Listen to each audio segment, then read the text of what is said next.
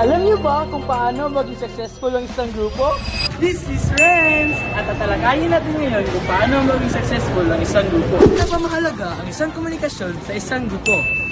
Mahalaga ito dahil ito ay isa sa mga susi kaya naging successful ang isang grupo. Kasi kung walang ganito, naging ganito ngayon. Retry mo! Ano ba yan? Nagtulog pa ba kayo? Mamaya na yan. Study naman kayo masyado. Mga tips para gumana ang mabisang komunikasyon. Una, ipagkasundo ang miyembro ng isang grupo para mabuo ang mabisang komunikasyon.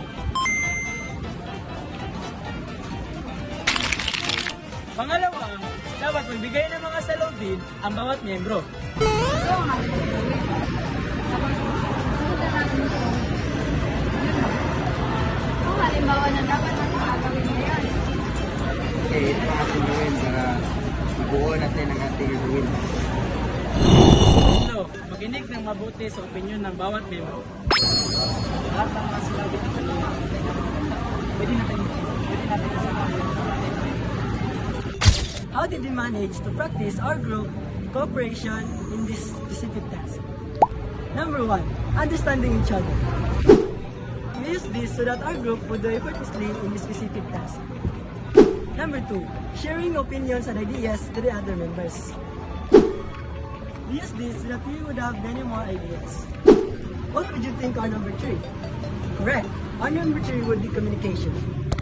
Communication is one of the things that we apply in our group during this specific task so that we can do effortlessly, flawlessly in this task. Thanks for watching. Keep safe.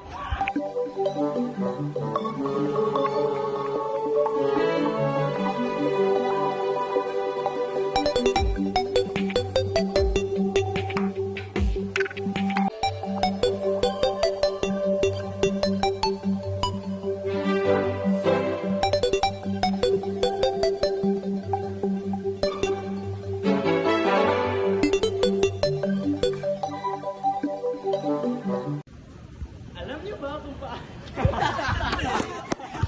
Alam niyo ba kung paano maging successful ang isang grupo? Wala kayo siyang yambak lagi.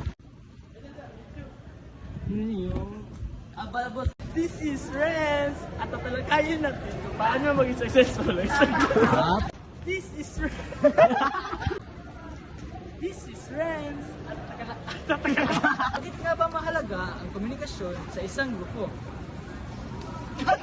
Bakit nga ba mahalaga ang isang komunikasyon sa isang grupo?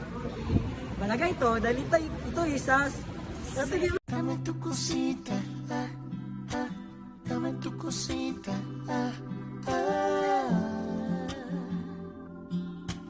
Muévete pa' aquí, muévete pa' allá.